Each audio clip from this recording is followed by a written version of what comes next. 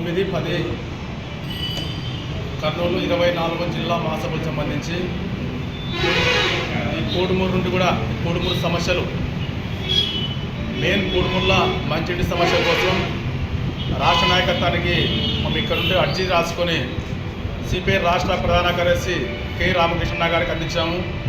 అలాగే ఇక్కడ బళ్ళారు నుండి కర్నూలుకి 4 లైన్ కావాలని, అదే ప్రభుత్వం డిగ్రీ కళాశాల కావాలని, మెయిన్ కోడుమూరులో మంచినీటి సమస్య ఎన్నో సంవత్సరాల నుండి కూడా ప్రజలు ఎదురు చూస్తున్నారు. ఆ ప్రజల కోరిక కోసమే ఎర్రజెండా పార్టీ ఎప్పుడుగా పనిచేస్తుంది. మంచినీటి సమస్య కోసం పైప్ లైన్ తేవాలని, అదేవిధంగా కమ్యూనిస్ట్ పార్టీ ఎన్నో పోరాటాలు ఉద్యమాలు చేసినాం.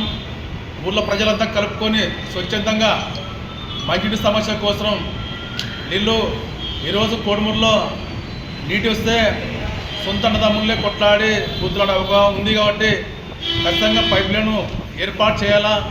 అలాగే కర్నూలు నుండి బళ్ళారికి 4 లైన్ కావాలని, అలాగే ప్రభుత్వ డిగ్రీ కాలేజీ కావాలని, ఇక్కడ మార్కెట్ యార్డు గోడం రైతులకి ఉపయోగపడలేక అది కూడా ఏర్పాటు చేయాలని కోడుమూరు పార్టీ నుండి రాష్ట్ర నాయకత్వానికి అందించడం జరిగింది.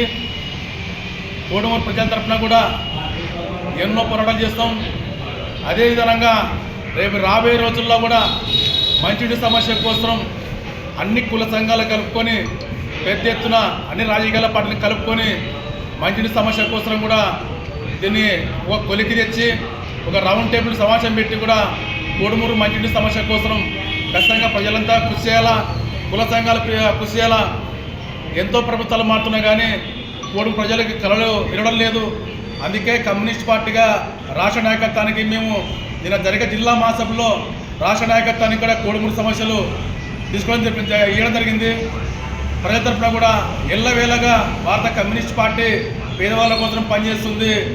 ఖచ్చితంగా రాబోయే రోజుల్లో వాటికు పెద్ద ఎత్తున కూడా పార్టీని ఇంకా ముందుకు తెలియజేస్తారని నాకు ఈ అవకాశం ఇచ్చినందుకు ధన్యవాదాలు చెప్పుకుంటూ సెలవుకుంటాం.